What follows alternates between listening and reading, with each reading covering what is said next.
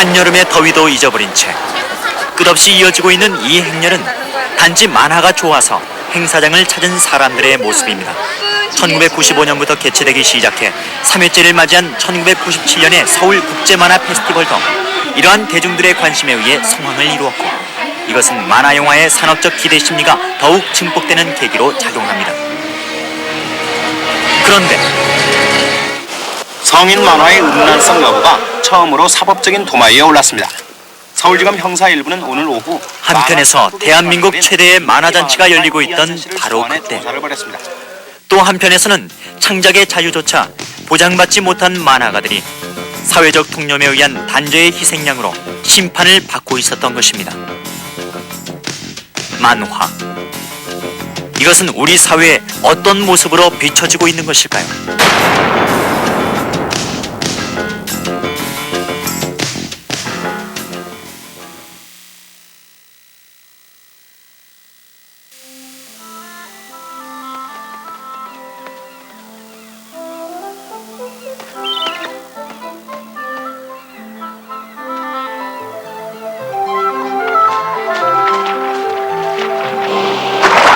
수년간 극심한 침체기에 빠져 있었던 국내 극장 만화영화계에 다시 활력을 불어넣은 것은 우연치 않게도 월트 디즈니사였습니다.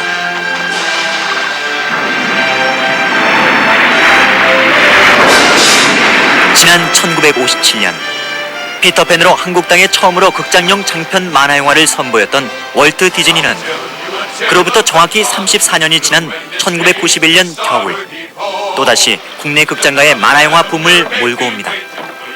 인어공주를 선두로 거의 매년 한 편씩 국내에 상륙하기 시작한 디즈니 만화영화는 그동안 헐리우드 SF 영화와 홍콩 영화로 양분되어 오던 국내 관객들에게 필름으로 즐길 수 있는 또 다른 장르로 만화영화를 정착시키며 대중들의 눈과 귀를 매료시킵니다.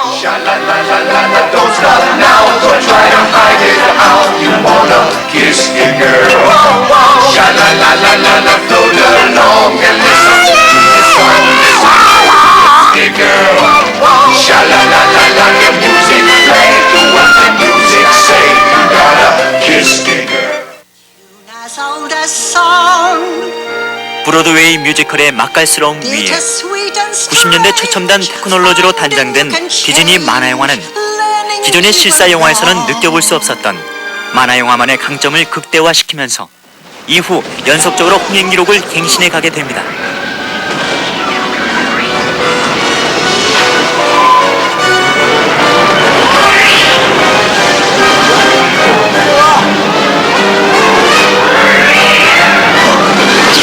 오랜 역사 동안 이제 축적되어 온 노하우들, 그리고 자본, 특히 이제 자본이 굉장히 막대한 자본력에 동원할 수 있기 때문에 한 작품당 뭐 적게는 수백 명에서 많게는 수천 명의 애니메이터들이 동원이 될 수 있는 환경들, 이제 그런 것들을 기반으로 해서 뭐 하나의 극장판 애니메이션을 만들 때 뭐 1년, 2년으로 제작을 하는 것이 아니라 이제 작게는 3년, 길게는 5년 또는 그 이상의 제작 기간을 들여서 제작을 할 수 있는 환경들, 이런 것들이 결과적으로 이제 토대적으로 봤을 때, 경제적으로 봤을 때 디즈니 애니메이션이 성공할 수 있는 1차적인 조건이라고 보고요. 막대한 제작비와 장대한 제작 기간에 걸쳐 만들어진 디즈니 대작 만화영화들의 흥행 성과는 자동차 150만 대 판매와 비등한 상업적 이윤을 거두어 들일 수 있다는 영상산업 육성 방안과 맞물려 그동안 하청 작업에만 안주해오던 국내 만화영화 업계를 솔깃하게 만들었고, 결국 그러한 기대 심리 속에서 국내 극장가에는 실로 오랜 공백 끝에 국산 만화영화가 개봉되기에 이릅니다.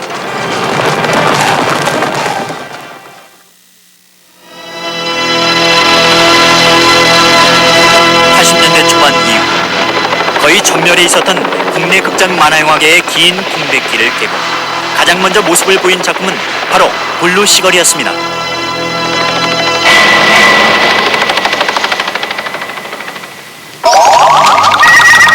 본래 영화 홍보사인 용성시네콤이 제작을 주도한 이 작품은 지금 보시는 바와 같이 최민수, 김혜수, 노영국, 조형기, 엄정화 등과 같은 인기 연예인을 주연성으로 내세워 디즈니 방식의 스타 시스템을 적용하는 한편 비슷한 무렵 크게 각광받고 있었던 컴퓨터 그래픽을 앞세워 전국 50개 극장에서 동시 개봉되었고 당시 만화영화에 대한 사회적 관심사 위에 국내 최초의 성인용 만화영화라는 광고 문구를 앞세워 전국에서 무려 45만 명의 관객을 동원하는 이례적인 흥행 성공을 기록하게 됩니다.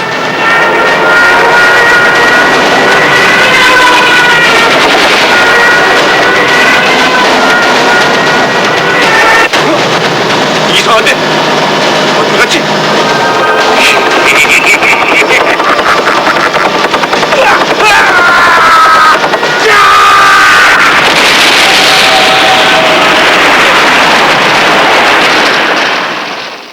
블루시걸이 그러니까 장을 그 극장용 애니메이션 3장을 열었다면 그 성인 취향의 애니메이션에 3장을 열었다고 이제 그렇게 표현하는 게 더 정확하겠죠.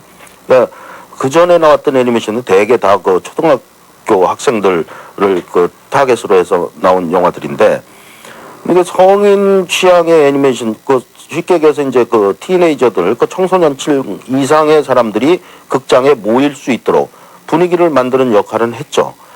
그렇지만 그 브루시걸이 그렇게 그 완성도가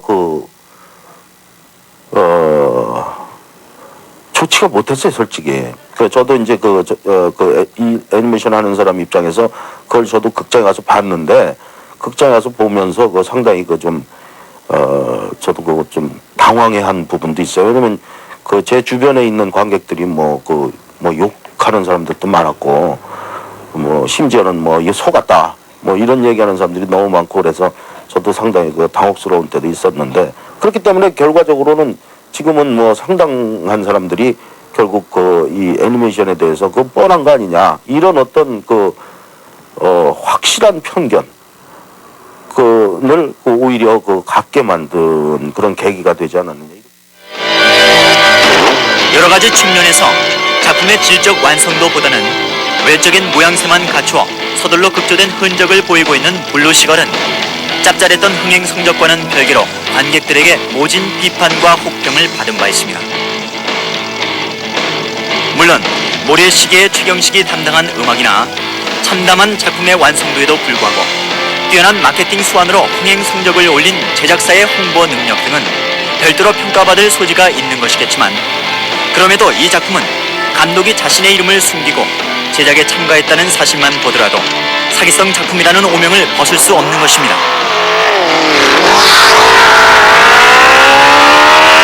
시련은 여론이 공모를 해준 것 같아요. 그러니까 당시에 그 붐조성의 측면에서, 그러니까 여론이 정확히 내용 검증 없이 부안해동한 거죠. 같이 편성한 그런 결과가 만들어낸 꼴입니다. 그러니까 내부에서는 애니메이터들 사이에서나 이런 부분들에서는 영역 확장이다 그러고 좋아하기도 했었어요. 소재나 이런 부분들에서. 그다음에 CG라는 것, 이런 것들을 이렇게 과감하게 끌어들인 것들, 뭐 이렇게 해서 소위 쳐줄 수 있는 부분들이 있는데, 결과적으로는 작품에 소위 스펙이 없었던 거죠. 전혀 그 작품으로서의 이런 부분들이 존재하지 않는 그런 영화였죠. 그래서 그리고 또 그런 부분들을 허장성세로 뻥튀기 해준 그 여론. 그러니까 여론도 사실은 정확히 브루시걸 사태라고 치면 사태에 대해서 책임을 자기 통감을 좀 해야 될 것 같고, 그다음에 뭐 작품 내용적인 면이라든가 이런 거에서 저는 600년 기념 타임캡슐 들어간 걸 잘했다고 생각합니다. 후대 우리 민족, 이게 누군가 그걸 봤을 때, 1994년도 이 무렵에는 애니메이션을 이렇게도 만들었구나 라는 것을 되새김할 수 있었으니까요. 아까 얘기한 대로 우리의 평균치의 모습, 우리의 또 다른 모습이니까, 부끄럽거나 자랑스럽거나 뭐 고개를 외면하거나 우리의 평균치의 모습이 반영된 그런 작품이라고 보시면 되죠. 흥행에서 성공하고 작품에서 실패한 블루시걸이 남겨놓은 일대 아이러니. 어쩌면 이것은 디즈니의 대작 만화영화를 체험하고 품게 되었던 문화적 환상이 산업적 기대 심리로 와전되었기 때문에 겪어야 했던 넌센스일지도 모릅니다. 세계 제3위의 하청 제작국이라는 표창장은 어디까지나 산업자원부가 인정하는 기능적 실적일 뿐, 문화적으로 성숙하기는 아직 갈 길이 먼 것입니다.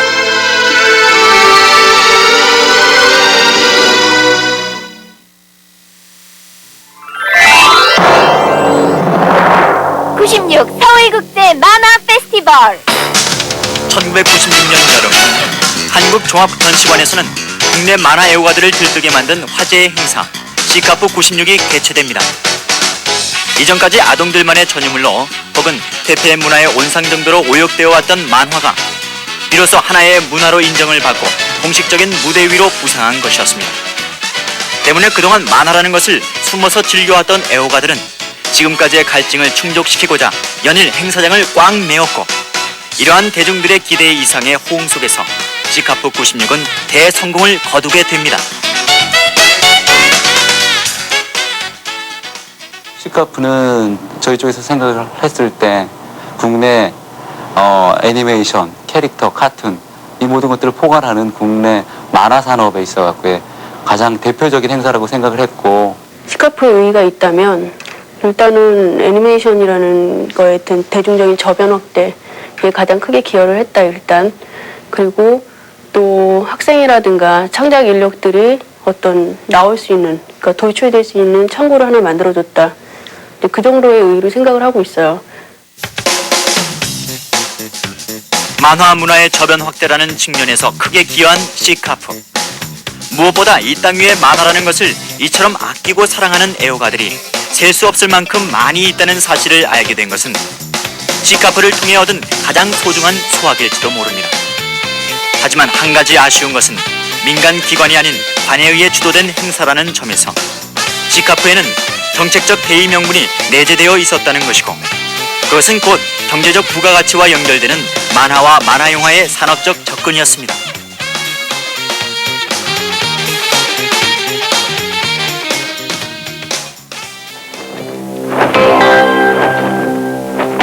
(1995년) 여름 제1회 시카프와 때를 같이 해 개봉된 극장용 장편 만화영화 붉은 매는 애석하게도 처음부터 극장 개봉작으로 기획된 작품이 아닌 어디까지나 시카프의 구색을 맞추기 위해 서둘러 만들어진 이벤트성 작품으로서 여러 가지 아쉬움을 남겨놓게 됩니다. 가짜고마의 흑막을 쥐고 있는 사람이 이제 보니 바로 중원의 명대감 서봉이라니. 당시에 붉은매 장편을 만들려는 계획이 전혀 저희들이 아직 서 있지 않을 때입니다. TV 시리즈를 해볼까 하는 생각을 하고 있었는데, 그 정부에서 그 문화산업기획과가 생기면서 한국에서 이제 시카프라는 이런 애니메이션, 만화 애니메이션 페스티벌을 해보자. 그래서 그 페스티벌을 하기로 결정이 됐었죠. 그래서 제가 마침 그때 이제 부위원장을 맡았습니다. 근데 막상 A국 작품은 이렇게 들여오는데 진작 보여줄 국산 장편 만화 영화가 없은 거죠. 그 없어도 되겠냐고, 당시 지금 돌아갔지만 소년한국에 계시던 이제 김수남 사장이 야, 너 한번 이런 거 만들어 봐야 되지 않겠냐 해서 저도 그 점에 공감을 해갖고 부랴부랴 기획을 했었죠.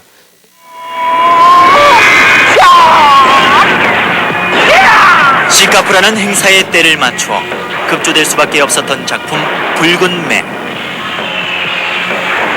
하지만 상대적으로 그토록 짧은 제작 기간에 만들어진 작품임을 감안해보면 이 작품의 완성도는 상당한 수준을 유지하고 있음을 언뜻 느끼게 합니다. 국내 굴지의 만화영화 제작사 대원동화의 저력을 여기서 확인해볼 수 있는 것이죠. 하지만 만일 시카프라는 페스티벌에 구애받지 않고 애초부터 독자적인 제작 방향을 가지고 만들었다면 붉은 매의 완성도는 어떻게 되었을까요? 적어도 지금 보고 있는 장면들보다는 더 높은 퀄리티가 만들어지지 않았을까요? 당시 작품을 연출했던 심상일 감독이 털어놓은 후회도 그런 것이었습니다.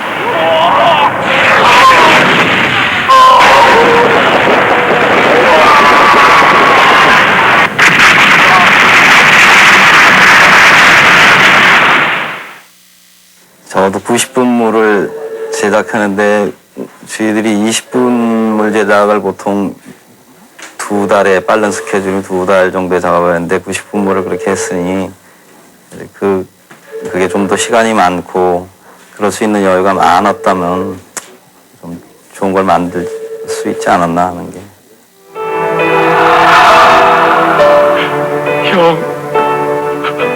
결국 붉은 매는 보다 넓은 시야를 확보하기 위해 더 높이 날아오르는 매의 본성을 잃어버린 채 근시안적인 투자와 당장의 실리 추구를 목적으로 급조되는 과정에서 이 작품이 보여준 가능성만큼이나 큰 아쉬움을 남겨놓게 됩니다.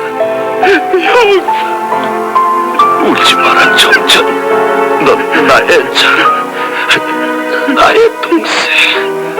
넌 역시 매야. 영원히 날개짓하는 그 마음으로 정의에 꺼지지 않는 불빛으로 중원을 밝혀 그들의 음모를 막아야 돼. 정전아. 한편 여러 가지 명분 속에 국산 극장 만화 영화들이 만들어지는 분위기가 조성되자 그동안 하청 제작만을 해온 무명의 프로덕션들까지 세계 제3위의 제작 기술이라는 미사 여구에 현혹되어 극장 만화 영화를 제작하는 모험을 단행하게 됩니다. 블루 시걸보다도 한 발 앞서 개봉되었던 슈퍼 차일드는 특정 스폰서의 제작 지원 없이 단일 제작사가 그동안의 해외 하청 작업을 통해 연마된 기술만을 믿고 제작한 나름대로 의미를 부여해 볼 만한 극장판 만화 영화였지만 프리 프로덕션, 즉 작품의 기획력에 대한 아무런 마인드가 없이 하청 작업 속에서 체득된 단편적인 동작들만이 극장의 스크린 위에 영사된 안타까운 작품이었습니다.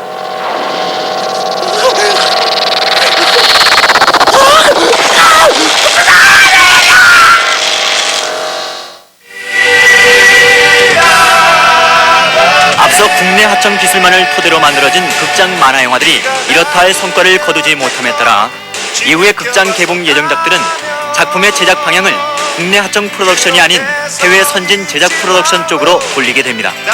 이것은 일련의 극장 개봉작들의 완성된 모습을 지켜보는 과정에서 국내 기술만 가지고는 해답을 찾을 수 없다는 불안감이 감돌기 시작했고 때문에 해외 제작 의뢰를 통해 일시적인 위기를 극복해 보려 했던 것입니다. 영화 감독 출신 이규영이 주도한 헝그리 베스트 5는 일본인 스태프들에게 제작을 의뢰한 최초의 국산 만화 영화로서 우리말 녹음과 일부 작화 작업을 제외한 대부분의 제작 과정이 일본의 로봇사에서 진행되었습니다. 하지만 이 작품은 작품의 장르인 농구 만화 영화와 전혀 무관한 정글 대제의 감독 우이 다카시에게 연출을 의뢰했다는 점에서 미스캐스팅이 이루어졌고 무엇보다 슬램덩크와의 차별성이 부여되지 못하면서 흥행 실패작이 되고 맙니다. 일본의 선진 만화영화 제작 기술과의 첫 번째 합작 시도는 작품을 위한 기획이 아닌 합작을 위한 기획에서부터 오판이 있었던 것이었고 이것은 해외 기술을 이용한 작품의 제작 역시 우리의 기획력이 먼저 갖추어진 뒤에 시도되어야 한다는 점을 묵과해버린 결과였습니다.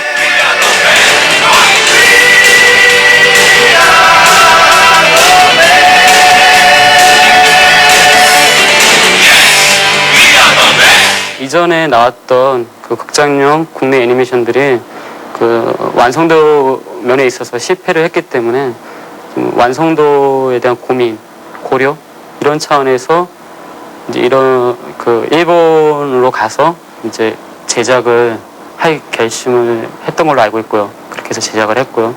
어떻게 이런 일을 그 이유를 알고 싶습니다. 반면에 돌아온 영웅 홍길동의 경우는 일본 기술진의 도움으로 흥행 대성공을 기록한 작품이었습니다. 지금 이 순간부터 너와 부자의 연을 끊으려는 것이야. 연극배우 윤석화가 설립한 돌꽃 템퍼니의 창립 작품으로 제작된 이 작품은 국내 최초의 극장용 장편 만화영화 홍길동을 현대 감각에 맞춰 새롭게 리메이크한다는 역사적인 기획 의도를 가지고 원조 홍길동의 감독 신동원 화백이 총감독을 맡은 바 있습니다.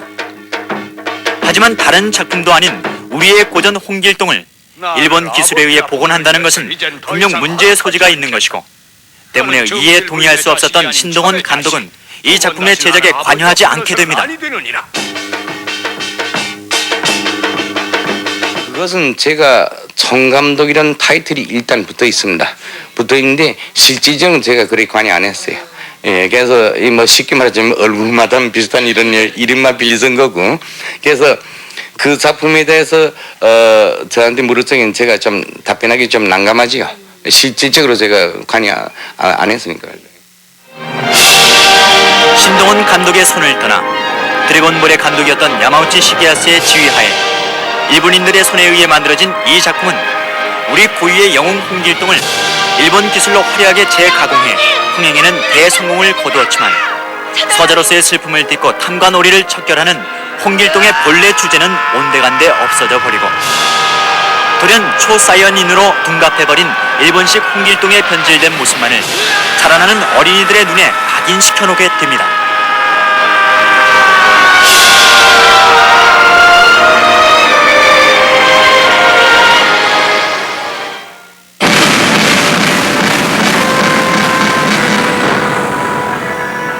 한편 해외 기술의 원조 없이 끝까지 순수 국내 제작을 고수했던 아마게돈은 1996년 1월에 개봉됩니다.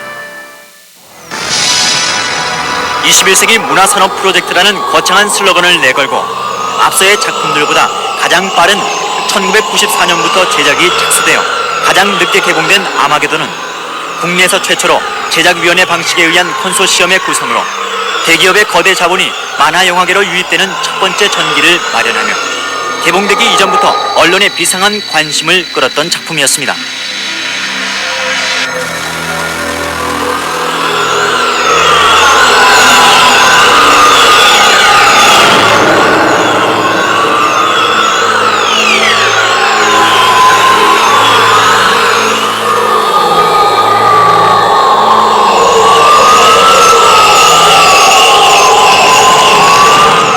지금까지 애니메이션이라는 것이 나라는 한국에서 어떤 제작 인프라 구축돼 있고 어떤 그 매니아층들이 생기기 시작을 하고 어떤 뭐 자생적인 어떤 애니메이션 인력들이 나와야 된다라고 계속 사회적 그 어떤 원도 있었고 이런 상태에서 누구도 손대지 않은 부분들을 저는 다소 이현세라는 스타를 내세우고 어떤 좀 이렇게 왁자지껄한 어떤 그런 사회적 분위기를 만들어내므로써 다행히 당시 이제 뭐 인어공주라든지 뭐 알라딘 같은 이제 디즈니 애니메이션도 붐을 같이 해줬었고 그래서 누군가가 이제 이 본물을 터줘야 된다는 생각이었는데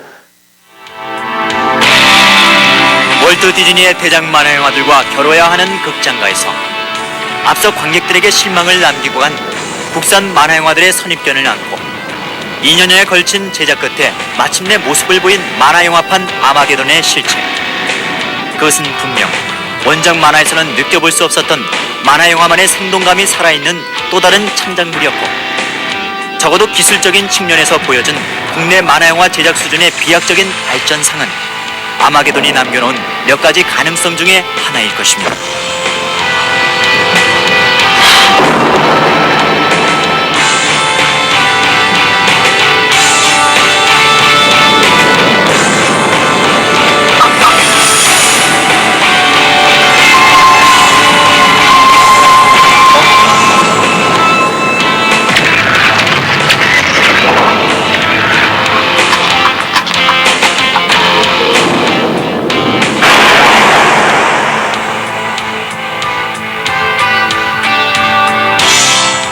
아마게돈을 몇 년 후에 우리가 이걸 하면서 브루시골에 대한 그 실패를 경험 삼아가지고 아마게돈에서는 이런 일이 없어야 되겠다. 이렇게 해서 그 전스태프들이 회의도 많이 했고 아마 신경을 많이 썼어요. 썼는데 이제 결과적으로는 흥행상으로는 뭐 성공을 거두진 못했죠. 성공을 거두진 못했지만 거기에 참여한 사람들은 정말 좋은 작품을 만들려고 노력을 많이 했던 것은 사실이에요. 사라져서 정말 다행이야. 제작 기술적인 보완에도 불구하고 실패작이 된 아마게돈이 남긴 숙제는 유수의 하청 작업을 통해 연마된 작화력이 아닌 영화의 기본 시나리오였습니다. 짜임새 있는 스토리 구조를 만들어내는 것. 겉으로 보아 매우 단순한 공식처럼 들릴지도 모르지만 이러한 것이야말로 국산 창작 만화 영화가 갖추어야 할 선결 요건들인 것입니다. 1억도 채 남지 않았어. 보다 못한 엘카가 전쟁에 참여했지. 지금쯤 이디에게 엘카의 존재가 들켰겠지? 너를 2157년의 미래로 데려오라는 8988의 명령도 지구를 구하기 위해서야. 너는 대단한 존재니까. 그려놓고 거기에 맞춰가는 단계다 보니까 마지막에 뭐 필름을 렌더링 할 때는 시간이 쫓겨서 막 정신을 못 차릴 때가 많아요. 그것도 바로 이제 저희 아마게돈에서 그런 불상사가 좀 있었는데 사실 좀 아쉬웠던 거는 좀 더 많은 리테이크 것들을 이렇게 걸러내면서 좀 작품의 질을 좀 올렸어야 되는데 사실 아마게돈 같은 경우에는 단 한 카트도 수정을 못한 상황이었어요. 그러니까 얼마나 아쉬운지 그게 바로 스케줄을 처음에 앞부분을 다 잃었기 때문에 후반에서 쫓기지 않았는가. 그래서 녹음할 때도 많은 시간을 소비했고 그러다 보니까 좀 아쉽지 않았는가. 그 이유가 뭐 한국적인 기술이 딸린다 뭐가 딸린다 이랬을 것 같으면은 제가 그렇게 회한이 남는다라고 하진 않았었어요. 최선을 다했다. 근데 불행하게도 제가 최선을 다 못했어요. 왜냐하면 만화 영화를 몰랐으니까. 그래서 원수를 갚아야 되지 않겠느냐. 1997년 1월 아마게돈의 제작에 참여했던 당시 스태프들은 아마게돈 제작 백서라는 제작 증언서를 편찬해 국내 만화영화 업계 관련자들에게 배포한 바 있습니다. 아마게돈의 제작 과정에서 겪었던 시행착오가 이후에 만들어질 국산 만화영화들에서는 다시 반복되지 않기를 바람하는 마음에서 기술된 이 책은 작화 감독에서부터 배경, 촬영, 음악에 이르기까지 실제 각 부문별 감독들의 경험담이 처음에 제작에 참여하게 되었던 당시부터 생생히 정리되어 있으며 그 밖에 프리프로덕션, 프로덕션, 포스트 프로덕션을 거치며 진행된 제작 일주와 홍보, 배급, 사업, 마케팅에 이르기까지 아마게돈이 만들어지는 과정에서 적용된 모든 제작 데이터가 셀 한 장, 물감 한 통, 필름 한 프레임에 이르기까지 세세히 기록되어 있습니다.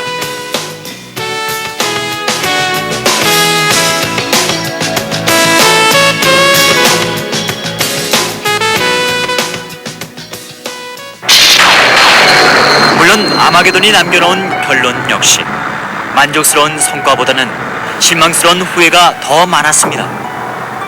하지만 이 작품은 일본 기술에 의존하지 않고 국내 자체 제작 기술로도 승부할 수 있다는 한 가닥 희망을 델타 8988이라는 초자아 컴퓨터 속에 저장해 놓았던 것입니다.